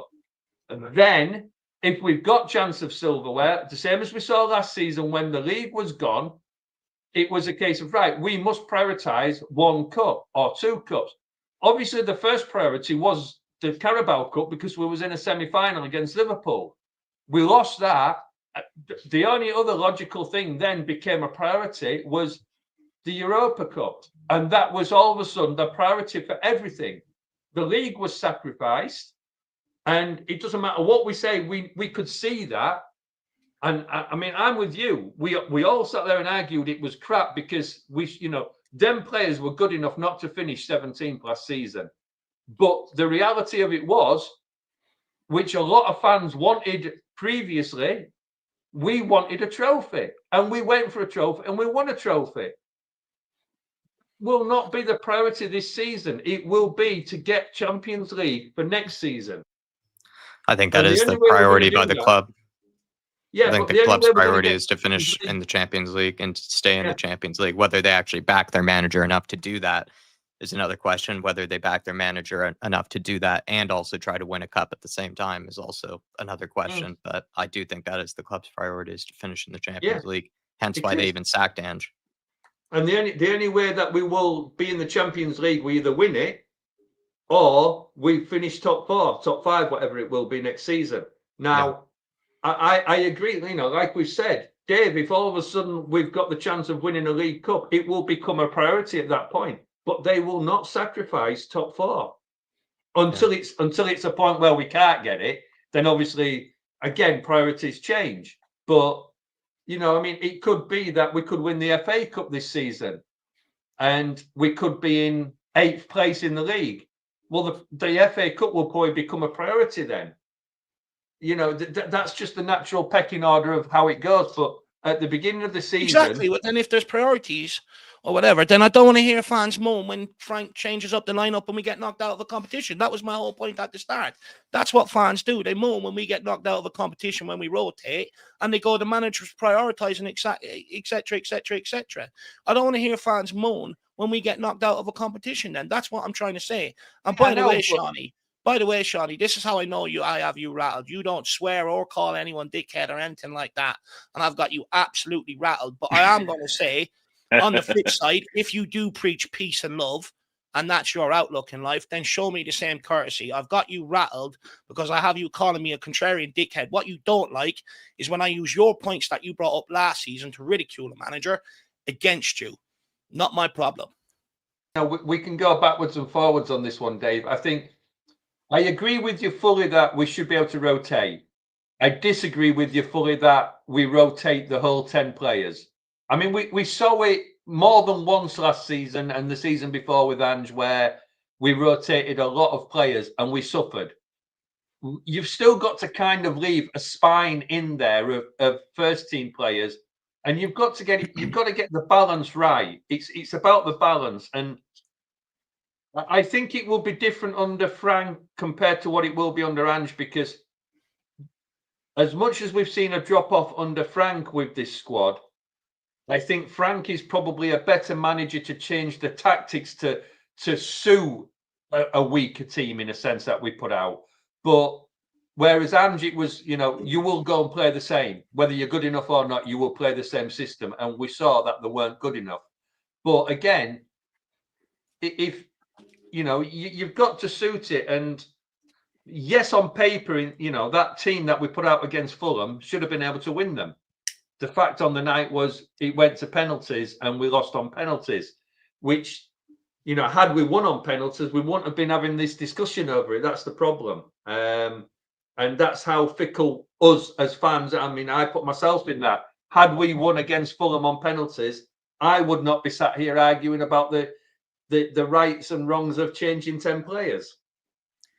Dermot, as we're wrapping up, saying, in my view, glory always comes overcomes top 4 for me. I'm a bit of the same way, Dermatron, in that as much as it was frustrating to be finishing 17th, it did make it all worth it, I think, by winning the Europa League. It's just that I think the club's priorities are unfortunately a little bit different. I think they care far more about finishing inside the Champions League consistently, because that was the whole reason they built that stadium, was to sort of see the benefits of being high enough in the Premier League that people get excited for every Premier League weekend game, but then also being in the Champions League, which we know just draws a ton of revenue and a ton of attention.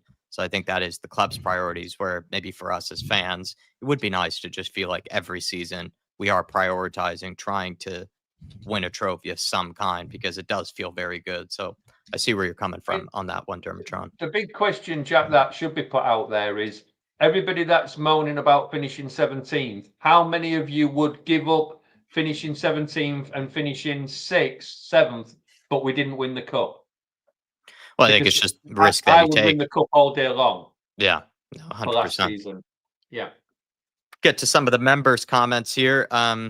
Guys are welcome to stick with us as we get through these. I know we have some long ones, especially from Artist T, who does like to send in plenty, but we do have these at the end of the show that we'd like to make time for.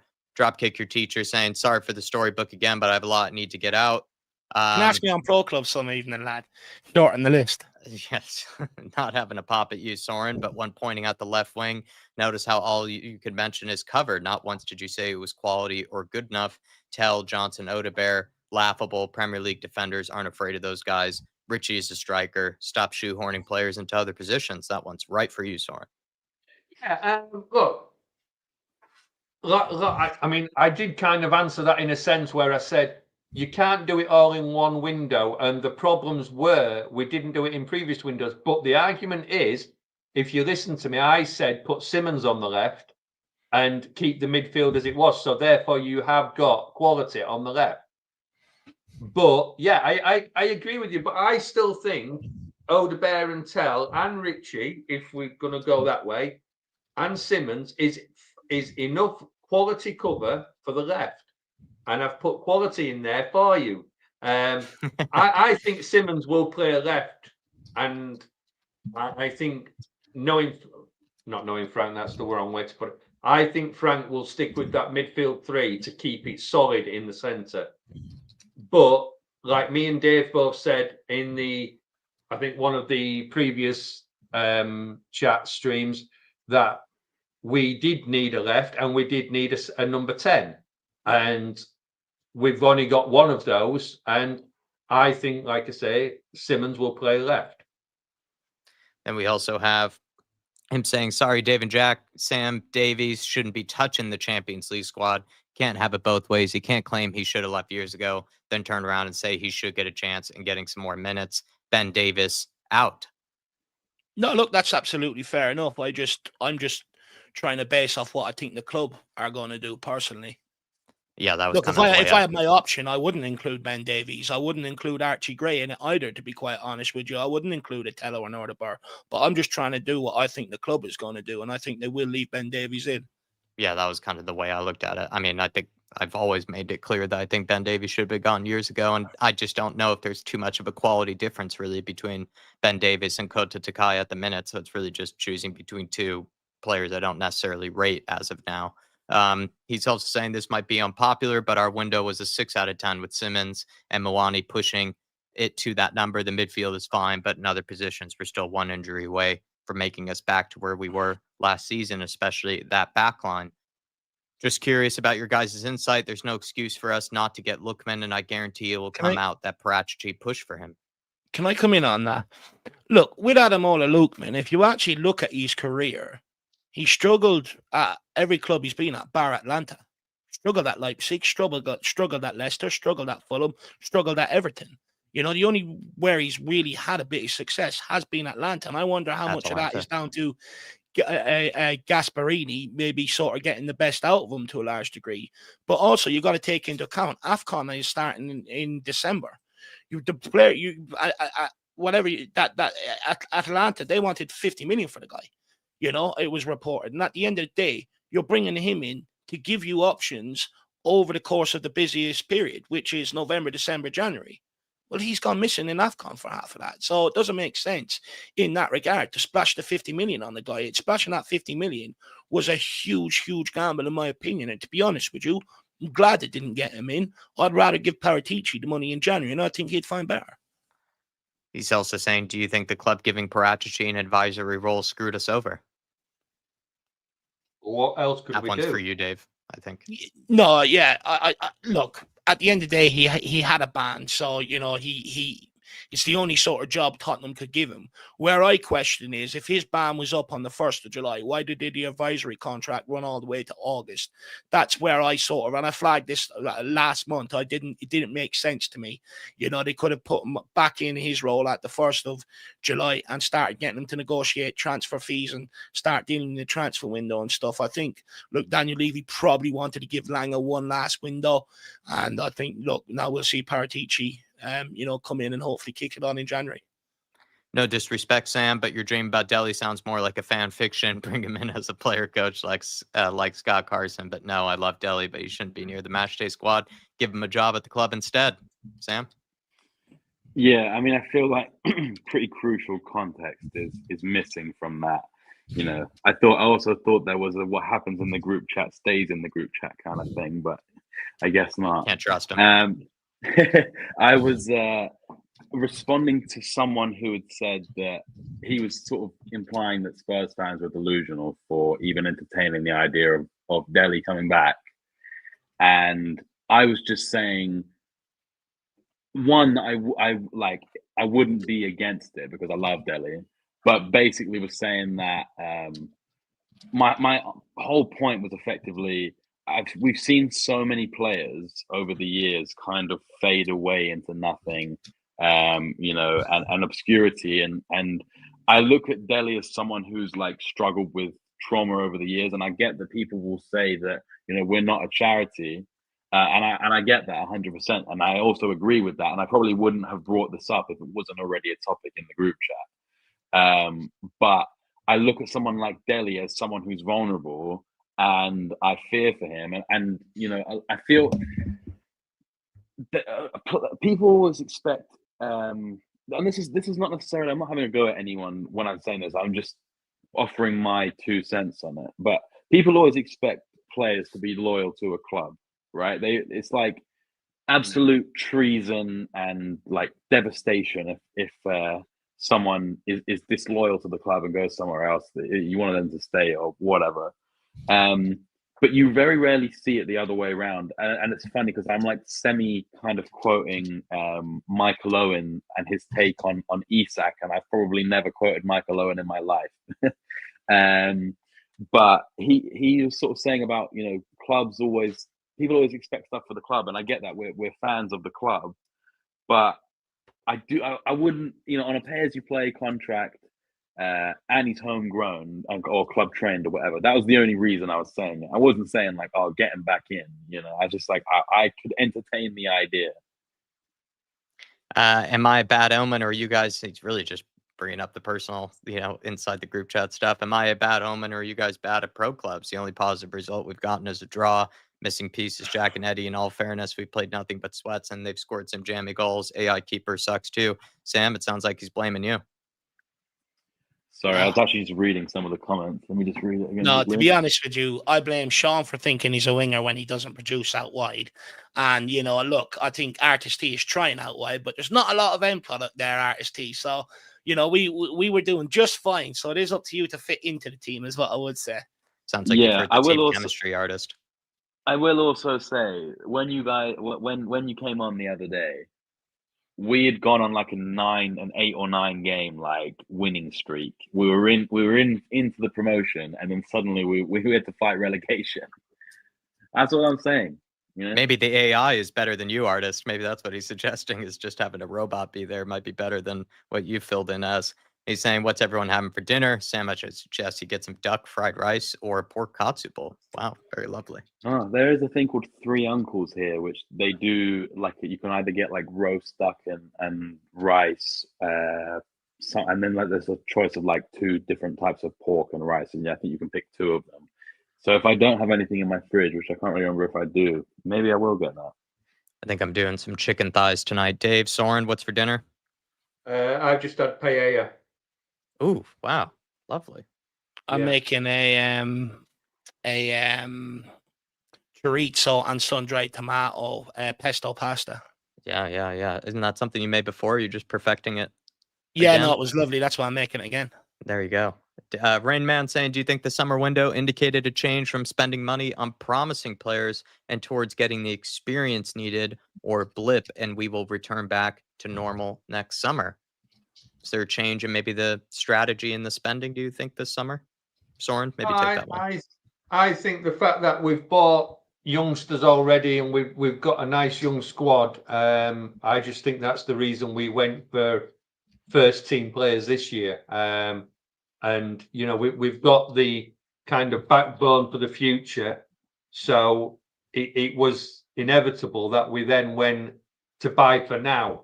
So I think it's, as much as I don't want to say it was a planned thing, it does look like that leading up to this we've bought some good youngsters. Now was the time we had to buy the ready-made.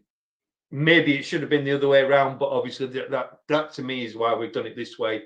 I think going into future windows, we'll probably buy another 1 or 2 first team players plus some youngsters again. Iceman, we can definitely finish top 6. My question is, as we didn't sign a left winger, who plays there, Xavi, or do we keep him as a 10? Personally, I would look to play Udogi there and Spence behind him. Both take on players and both will defend. Keep in mind, when Bale came to the club, he was a left back. I think we've kind of answered that a few times about who can technically fill in there, Richarlison, Odegaard, Tell, Johnson. But anybody want to entertain the idea of Udogie or Spence becoming the next Gareth Bale at left You wing?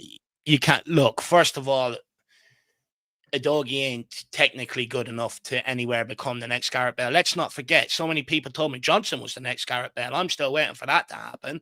I think, look, the reality is we've only got 3 fullbacks. You can't afford to push Udogie or even Porro on the other Play side them all at up the into same one of the time. wing positions. Play all of our Yeah. fullbacks at once. That'll be a big risk for the season. I like the outside the box thinking though, Iceman. Really appreciate the support and really appreciate you guys sending in these questions for after the show. By the way, everybody, in case you did want to get on this, it is a perk that the members do get that we reserve after a lot of these panel shows. So do try to take advantage of it. Look at it in the post section on the YouTube page. And thank you to Soren. Thank you to Sam for being with us maybe a bit longer than usual. Normally we try to wrap up a little sooner than this, but I think the conversation was lively. I think the chat has been very lively today. So kind of just seemed to go on. And that's sometimes how things roll. So thank you, Soren. And thank you, Sam, for being with us tonight. Yeah, been enjoyable. Big up, gentlemen. And to everybody out there, you're welcome for my star-studded performance tonight. I've certainly rattled a few cages. Thank you very much for all of the comments this evening. And I want to say a massive thank you to people that have gone the extra mile as well. Faz Radfar, Dark Sungdree, Artist T as well, and Dermotron as well. And also, how great is it to have Jack back as well, everybody? He's been a huge miss over the course of the weekend. And I just want to end off on rattling a few more cages, if you don't mind, and take this comment. But No Agenda comes back at Dermatron and says, you don't get glory unless you make top 4 or 5. Everything else is second tier. Now, the only flaw in this is, and where it doesn't make sense, because this is something I hear time and time again. What success have we had by finishing top 4? None. Absolutely zero. You go back and look at a lot of our trophies that have been put in the trophy cabinet. We've been a mediocre team in terms of the Premier League. So to say that top 4 and you need to be in top 4 to bring success absolutely doesn't wash with me. You also look at Crystal Palace as a prime example, just picked up an FA Cup and also the Charity Shield. So I do pick flaws in that argument. I think top 4 and 5 is crucial in terms of money, and I think that money gives you a better chance to push on for sustained success. But we don't usually spend it right. So there's the flaw in that argument. But a lot of Tottenham's trophies in the cabinet have been when we have finished lower in the league. So take the humble pie and enjoy yourself. But anyway, guys, that's it from us this evening. It's been fun. I'm glad to be back. Your boy's back in great form. We'll see you again. See you again tomorrow evening for the fan show. So if there's anything I've said that you disagree with me, make sure you rock up tomorrow. Don't hide, like you, Shawnee Maddox, and Tyler in the comments as well. Don't hide. Come and have a conversation with me tomorrow evening from 7 till 9. Till then, stay safe. Come on, you Spurs. Have a good rest of your evening, everybody. Come on, you Spurs. Have a good week as well. Of course, international break coming at the worst of times. I hate when it comes this early in the season, but enjoy whatever week off that you have from the Spurs and get back into the craziness once again. See you soon, everybody. Come on, you Spurs.